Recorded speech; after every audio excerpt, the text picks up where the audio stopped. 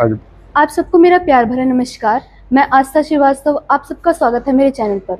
आज हमारे साथ है डेराबस्सी के पूर्व MLA Shri NK Sharma sir, जिन्होंने न केवल काम करवाए बल्कि लोगों के दिल भी जीते। तो आइए जानते हैं सर की कहानी, सर की जुबानी। तो सर, सबसे पहले तो आपका बहुत बहुत धन्यवाद कि आप जियो जिंदगी के मंच पर आए। और सबसे बड़ी बात तो मेरे लिए है कि उमेश सर के माध्यम से मुझे आपसे वार्तालाप करने का मौका मिला। तो सर, हम आपसे कुछ प्रश्न पूछना चाहेंगे। तो पहला क्वेश्चन जो मैं आपसे पूछना चाहती हूँ, आपका राजनीतिक सफर कैसे शुरू हुआ और किस चीज़ ने आपको राजनीति में आने के लिए प्रेरित किया? तो सबसे पहले तो मैं उमेश जी का, मैडम पपाया जी का, आपका धन्यवाद करूंगा कि आज यहाँ पे जो प्रोग्राम रखा है, जियो जिंदगी प्रोग्राम, जिसको ज़िंदगी जीनी आ गई ना, समझ लो उनका जीवन सफल हो गया। तो यहाँ बड़ा अच्छा माहौल है, बड़ा अच्छा मौसम है, सो बड़ा अच्छा और प्रोग्राम भी है। और ये हर महीने जो ये प्रोग्राम करते हैं, ये इंटरटेनमेंट है। ये इंटरटेनमेंट कलाकार लोगों का करते हैं, ये कलाकारों का इंटरटेनमेंट करते हैं। नहीं, कितनी अच्छी बात है। हमारे तो बड़े भाई हैं, हमारा बड़ा प्यार है। सो बड़ा अच्छा लगा, सबको बधाइयाँ, समीर जी को भी, मैडम पपाया जी को भी, आपको भी, और धन्यवाद। और ये जो आपने राजनीति की बात की ना, हमने कभी राजनीति की नहीं, हम तो बड़ा नीचे से स्टार्ट हुए हैं। रोटरेक्ट क्लब से मैंने अपनी लाइफ जो है रोटरी में स्टार्ट की थी, और परमात्मा की कृपा हुई 1998 में पहले मैंने आँखों के कैंप लगाना, कबड्डी टूर्नामेंट करवाना, सोशल काम से स्टार्ट किया। और 98 में मैं गांव का सरपंच बना जी। फिर यहाँ पे कोई डेवलपमेंट नहीं हो सकती थी। 1 साल बाद हमने म्यूनिसिपल काउंसिल से रिज़ाइन दिया। रिज़ाइन देके यहाँ पे म्यूनिसिपलिटी बनी, जीरकपुर म्यूनिसिपल काउंसिल। उसका फर्स्ट प्रेसिडेंट मैं बना, सेकंड टाइम प्रेसिडेंट मैं बना। उसके बाद फिर चेयरमैन प्लानिंग बोर्ड बना। 2012 में लोगों का प्यार मिला, मैं यहाँ से एमएलए बना, मिनिस्टर बना industry, commerce and investment promotion. 2017 में फिर एमएलए बना। ये परमात्मा की कृपा है। और इस एरिए के जितना विकास हुआ, सीवरेज, वाटर सप्लाई, सड़कें, road, park, stadium, hospital, college, school, जो कुछ भी बना परमात्मा की कृपा से हमारी सरकार के टाइम में बना, और यहाँ पे डेवलपमेंट है। जी सर। सर, दूसरा क्वेश्चन, आपके नज़रिए में एक आम आदमी और पॉलिटिकल आदमी में क्या फ़र्क होता है? फर्क तो कुछ नहीं होता। हम अगर पॉलिटिकल लीडर अपना अहंकार छोड़ दे तो आम ही आदमी होता है। जी सर। तो उसी तरह सुबह उठता है, उसी तरह सुबह सोता है। और ये जो सेवा है ना जी, ये परमात्मा की कृपा से मिलती है। तो जिसको ये जिम्मेवारी मिले ना जी, सबसे बड़ी बात तो कि पूरी ईमानदारी के साथ, सेवा भावना के साथ ये जिम्मेवारी निभानी चाहिए। जी जो सर। कोई सीट मिलना, एमएलए बनना, मिनिस्टर बनना, ये कोई बड़ी बात नहीं होती। सबसे बड़ी बात तो ये है कि जो जिम्मेवारी आपको मिली है ना, उसके साथ इंसाफ करना। क्योंकि जो पॉलिटिशियन होते हैं, एमएलए होते हैं, वो रोल मॉडल होते हैं। लोग उनको देख के आगे ना, उनकी आदतों को आगे देख के उसके चलते हैं। अगर पॉलिटिशियन ही शराबी हो, जी जी कहनी और कथनी में फ़र्क हो, जी सर। कहता कुछ है, उसका करैक्टर कुछ और है, तो उसका जो हमारे समाज पे ना माड़ा असर पड़ता है। ये परमात्मा की कृपा हुई कि हमने आज तक अपनी लाइफ में जितनी कमिटमेंट की, कोशिश की उसको पूरा करने की। नहीं तो आज यही हमारे लीडर प्रकाश सिंह बादल की खासियत थी कि उन्होंने भी अपनी लाइफ में ना इलेक्शनों में उतनी की कमिटमेंटें की जितनी पूरी कर सकते हो।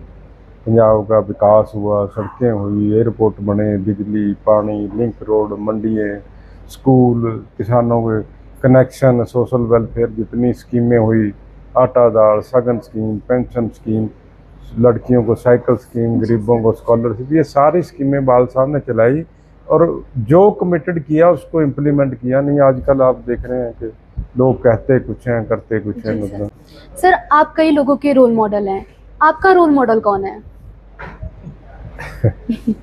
परमात्मा की कृपा है। देखो, मुझे तो सबसे पहले तो मेरे पिताजी हैं, जिनका प्यार मुझे मिला, जिनसे संस्कार मुझे मिले, जिन्होंने मुझे सच पे चलना सिखाया, जिन्होंने मुझे सिखाया कि करप्शन जो है ना, अगर ये परिवार में आ जाए तो ये बहुत माड़ी बात है। नहीं, सो शुरू से ही परमात्मा की कृपा। आज मैं इलेक्शन लड़ता हूँ तो सबसे पहले कहता हूँ कि मंदिर में चढ़ के कह सकता हूँ कभी ज़िंदगी में 1 रुपये का लालच नहीं किया।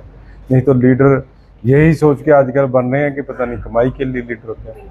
फिर कैप्टन कमलजीत सिंह जी, जिनके साथ मैंने काम किया, बड़े अच्छे लीडर थे, ईमानदार थे, उनसे मैंने बहुत कुछ सीखा। सरदार प्रकाश सिंह बादल जी, वो इंस्टीट्यूशन थे, वो तो हर स्टेप पे कुछ ना कुछ उनकी लाइफ में टाइम का पाबंद कैसा होना चाहिए उनकी लाइफ से सीखा, कि सेवा कैसे करनी चाहिए उनकी लाइफ से आप सीख सकते हैं।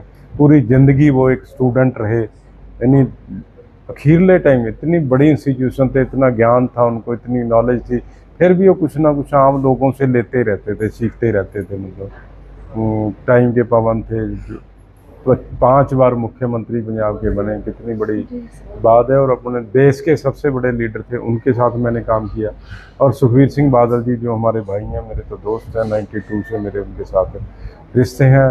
उन जितना विज़न है, मतलब यहाँ हमारे देखो एयरपोर्ट बना, IT सिटी बनी, मेडी सिटी बनी, एजुकेशन सिटी बनी, साइकिल वैली बनी, बेस्ट इंफ्रास्ट्रक्चर स्टेट पंजाब बना, बेस्ट इलेक्ट्रिसिटी डिस्ट्रीब्यूशन का अवार्ड पंजाब को मिला, कृषि कर्मण अवार्ड हमारी सरकार में पंजाब को मिला। ये उनकी मेहनत और विज़न का नतीजा था। सो मैं तो इन्हीं को रोल मॉडल मानता हूँ।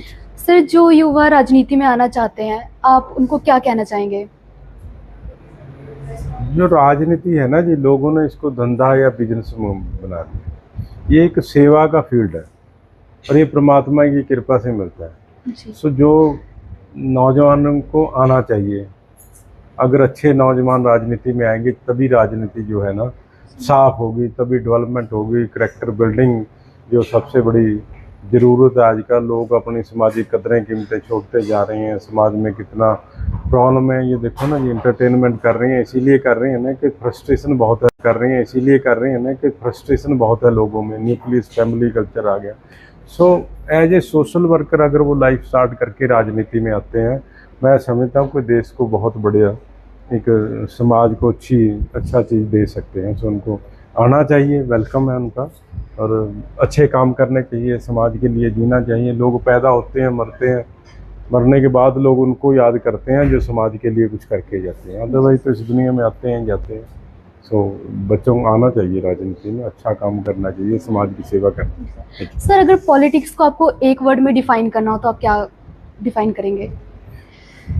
एक्चुअली पॉलिटिक्स शब्द ही बदनाम हो गया मेरे लफ्ज़ों में, तो ये समाज सेवा ही है। मतलब अगर आप इसको करो, ये प्रभु की कृपा से मिलती है, लेकिन लोग ने इसको धंधा बना दिया। मतलब अब तो राजनीति कह लो, पॉलिटिक्स अगर कह दो ना भी आप पॉलिटिक्स कर रहे हैं तो लोग उसको माड़ा समझते हैं। जी सर। पॉलिटिक्स तो घर से स्टार्ट होती है, हर घर में पॉलिटिक्स है। अगर अपने किचन को मैनेज करना, वहाँ भी पॉलिटिक्स की ज़रूरत पड़ती है। खाना देना, वहाँ भी। बच्चों को तैयार करके स्कूल में भेजना, वहाँ पे आपको, यानी बचपन से स्टार्ट हो जाती है।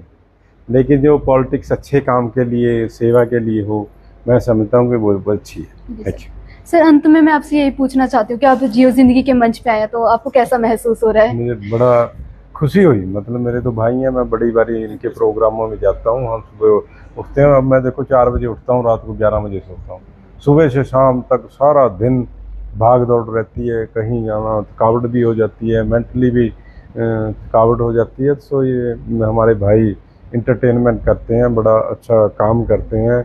और सबसे बड़ी बात है कि कलाकारों को इंटरटेन भी करते हैं, उनको एक स्टेज देते हैं ताकि वो यहाँ पे आके परफॉर्म कर सकें। मतलब इससे अच्छी बात समाज के लिए कोई नहीं हो सकती। तो ये सारा कुछ परमात्मा की कृपा ही कहूँगा मैं तो इन दोनों पे, कि ये इतना अच्छा काम करते हैं। परमात्मा के चरणों में विनती करता हूँ कि इनको लंबी उम्र दे, ऐसे ये समाज की सेवा करते रहें। और धन्यवाद भी करता हूँ कि मुझे भी कुछ पल आपके साथ बिताने का मौका मिला।